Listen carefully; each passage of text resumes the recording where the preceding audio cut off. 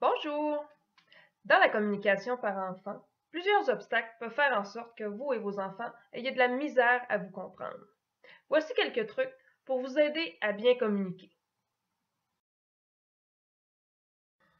Tout d'abord, les enfants ont une capacité de concentration relativement courte. Si vous lui faites une demande et que vous lui donnez une très longue explication par la suite, vous allez amener de la confusion car il ne saura pas qu'est-ce qui est vraiment important, il ne se souviendra pas de ce que vous lui avez demandé au départ et ne pourra pas répondre à vos exigences. Les enfants ont beaucoup de difficultés avec les demandes implicites. Ce sont des demandes qui sont formulées comme des affirmations.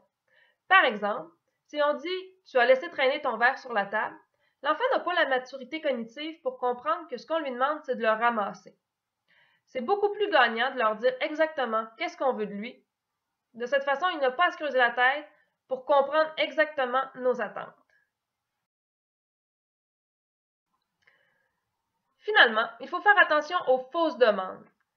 Ces demandes qu'on formule comme si l'enfant avait un choix, mais qu'en réalité, on veut qu'il fasse quelque chose de très précis. Par exemple, si je dis à mon enfant « Est-ce que tu viens prendre ton bain ?» il a la possibilité de me dire oui ou de me dire non. Si je tiens absolument à ce qu'il fasse à ce moment précis, je suis mieux de lui dire « Viens, c'est l'heure du bain » pour éviter de faire de la frustration. Parce qu'à la longue, si l'enfant se fait toujours refuser le choix qu'il a fait, il va en devenir aigri et il va perdre confiance en ses parents qui ne lui laissent jamais s'affirmer. Voilà, merci beaucoup, bonne journée!